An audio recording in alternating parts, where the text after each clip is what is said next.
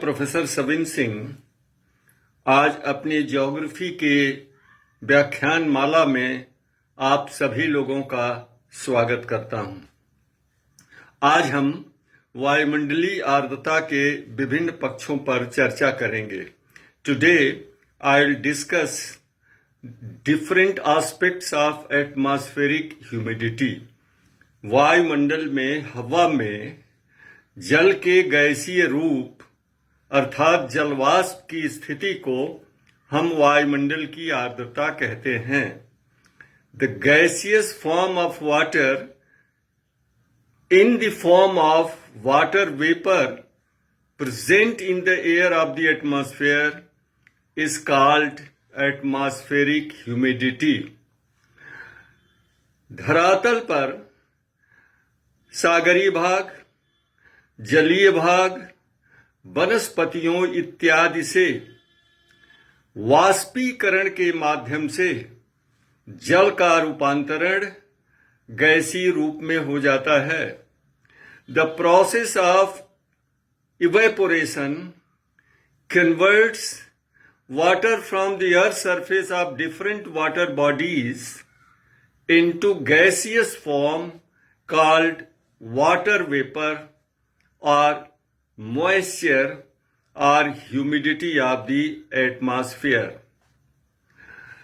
ये जो वाष्पीकरण होता है ये तीन कारकों से निर्धारित होता है। Number 1 is wind velocity, number 2 वायु की शुष्कता, नंबर 3 तापमान। The process of evaporation is controlled and affected by three basic factors. 1, aridity of the wind, 2, velocity of the wind, and 3, temperature.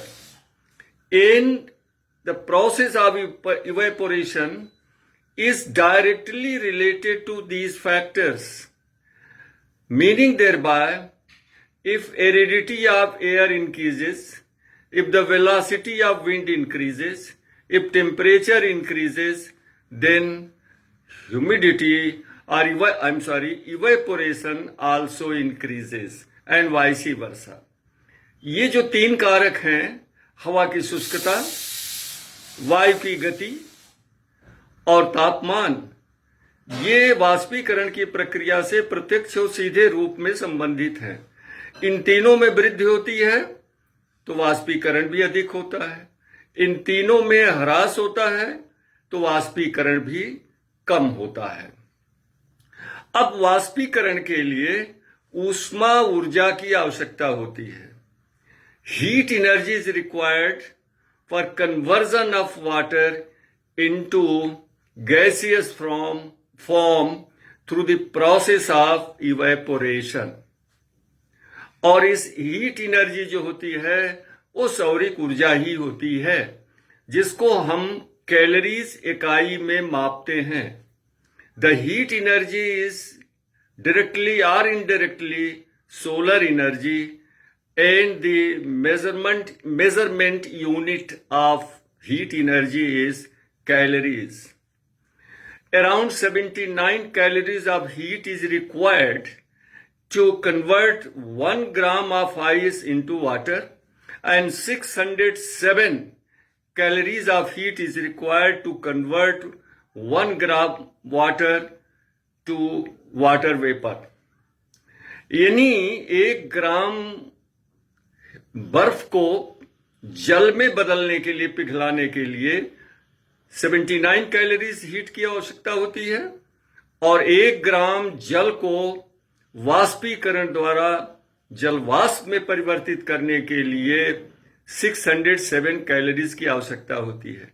ये जो हीट ऊष्मा रूपी एनर्जी वाष्पीकरण द्वारा जो तब्दील हो गई है जलवाष्प में, वाटर वेपर में, वो कहीं गई नहीं है, वो उसी में है। इसे कहते हैं गुप्त ऊष्मा। The heat energy invested in the conversion of solid or liquid into gaseous form is called latent heat. और जब वाष्पीकरण के विपरीत प्रक्रिया होती है यानी संघनन होता है तो ये गुप्त ऊष्मा मुक्त हो जाती है. When the process of evaporation is reversed, that is when condensation takes place, then the heat energy, the latent heat, is released. That is called latent heat of condensation. इसे हम संघनन की गुप्त ऊष्मा कहते हैं.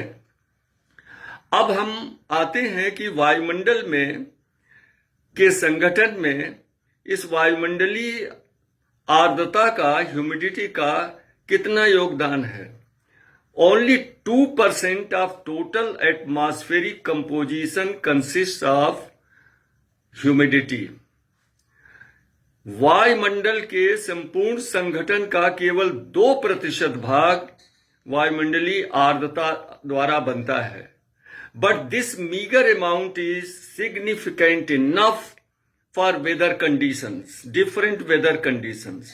लेकिन यह 2% आर्द्रता की स्वल्प मात्रा भी वायुमंडल की मौसमी दशाओं के लिए बहुत महत्वपूर्ण है. The atmospheric humidity decreases from sea level upward and from equator towards the poles. वायुमंडलीय आर्द्रता नीचे से समुद्र तल से ऊपर की ओर और भूमध्य रेखा से ध्रुवों की ओर कम होती जाती है. अब हम आते हैं कि ये वायुमंडलीय जो आर्द्रता है वो कहां तक परिवेष्टित है. तो तकरीबन 50% वायुमंडलीय आर्द्रता समुद्र तल से 2000 मीटर तक पाई जाती है और 90% आर्द्रता 5000 मीटर यानी 5 किलोमीटर की ऊंचाई तक पाई जाती है. 50% of the total atmospheric humidity is confined up to 2000 meter from sea level above and 90% humidity is found up to 5000 meter, means 5 kilometer from sea level. अभी देखना है कि ह्यूमिडिटी जो है एटमॉस्फेरिक ह्यूमिडिटी कितने तरह की होती है. तो ये बेसिकली 3 तरह की होती है. Absolute humidity, specific humidity and relative humidity. और ये एटमॉस्फेरिक ह्यूमिडिटी के कुछ पैरामीटर्स होते हैं जिनमें सबसे महत्वपूर्ण है ह्यूमिडिटी कैपेसिटी और moisture retaining capacity. Moisture retaining capacity को या ह्यूमिडिटी कैपेसिटी को कुछ लोग ह्यूमिडिटी का प्रकार बताते हैं. ये प्रकार नहीं है बल्कि उसका पैरामीटर है. किसी निश्चित तापमान पर निश्चित आयतन वाली वायु में अधिक से अधिक नमी धारण करने की जो क्षमता होती है उसको हम ह्यूमिडिटी सामर्थ्य कहते हैं, ह्यूमिडिटी क्षमता कहते हैं. The maximum amount of moisture contained by a particular air at a particular temperature of particular volume is called moisture retaining capacity. जैसे कोई एक बाल्टी है, उसमें 10 लीटर की बाल्टी है, 10 लीटर उसकी क्षमता हुई पानी धारण करने, लेकिन 5 लीटर ही पानी है उसमें, तो इसका मतलब अभी 5 लीटर पानी क्षमता से कम है. तो moisture retaining capacity is directly related to temperature. If temperature increases, moisture retaining capacity also increases. यानी नमी धारण करने की जो क्षमता है वो तापमान से सीधे संबंधित है. जैसे तापमान बढ़ेगा नमी धारण करने की क्षमता बढ़ती है, तापमान कम होगा तो नमी धारण करने की क्षमता कम होगी. अब हम आते हैं वायुमंडलीय आर्द्रता के प्रकार. पहला है निरपेक्ष आर्द्रता या एब्सोल्यूट ह्यूमिडिटी. किसी निश्चित आयतन वाली निश्चित तापमान पर वायु में जितना ही जल वाष्प होती है, आर्द्रता होती है, उसे हम निरपेक्ष आर्द्रता कहते हैं। दी total amount of water vapour और moisture in air having particular volume at particular temperature is called absolute humidity. Absolute humidity generally neither increases nor decreases, but in certain conditions it may increase or decrease. For example, when there is a contraction or expansion of wind. सामान्य रूप में ये निरपेक्ष आर्द्रता में परिवर्तन नहीं होता है, लेकिन कुछ खास दशाओं में इसमें बढ़ोतरी या कमी हो जाती है, जैसे वायु का फैलना या संकुचित होना। दूसरा प्रकार आता है स्पेसिफिक ह्यूमिडिटी का। Specific humidity refers to the total mass of water vapour in moist area, moist air, and specific humidity is a ratio between total mass of water vapor and total weight of that moist air. विशिष्ट आर्द्रता जो होती है, एक आर्द्र वायु में उपस्थित जल वाष्प के सकल द्रव्यमान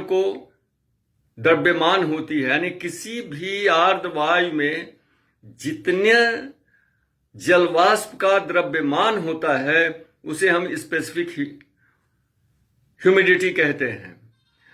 वास्तव में विशिष्ट आर्द्रता जो है एक वायु में, आर्द्र वायु में के टोटल भार और उसमें स्थित जलवाष्प के द्रव्यमान के बीच अनुपात होती है। और तीसरा है सापेक्षिक आर्द्रता, रिलेटिव ह्यूमिडिटी। सापेक्षिक आर्द्रता जो है वह एब्सोल्यूट ह्यूमिडिटी और मॉइस्चर रिटेनिंग कैपेसिटी के बीच अनुपात होता है। Relative humidity is a ratio between moisture retaining capacity and absolute humidity. और इसका परिकलन करने के लिए एक सामान्य गुण है कि absolute humidity upon moisture retaining capacity into 100, यानी ये जो सापेक्ष आर्द्रता है इसको निकालने के लिए निरपेक्ष आर्द्रता बटा आर्द्रता सामर्थ्य इनटू 100, और इस तरह से ये 100% में इसको व्यक्त करते हैं हम। ये 0 से 100% तक हो सकती है, लेकिन रिलेटिव ह्यूमिडिटी जो होती है वो तापमान से विलोम रूप में संबंधित होती है। Relative humidity is inversely related to temperature, whereas the moisture retaining capacity of the air is directly positively related to temperature. यानी जब टेम्परेचर बढ़ता है या घटता है तो मॉइस्चर रिटेनिंग कैपेसिटी बढ़ती है या घटती है, लेकिन अगर तापमान बढ़ेगा तो रिलेटिव ह्यूमिडिटी कम होगी और तापमान कम होगा तो रिलेटिव ह्यूमिडिटी बढ़ेगी। And this relative humidity is the basic factor for condensation. ये सापेक्षिक आर्द्रता जो है संघनन के लिए मौलिक कारक होती है। जब 100% हो जाती है 100% relative humidity, the air is said to be saturated and then condensation begins. जब वायु में सापेक्षिक आर्द्रता 100% हो जाती है, अर्थात निरपेक्ष आर्द्रता और क्षमता दोनों बराबर हो जाते हैं, तब संघनन की स्थिति उत्पन्न हो जाती है और बर्षण की क्रिया प्रारंभ हो जाती है। बस आज इतना ही। Thank you.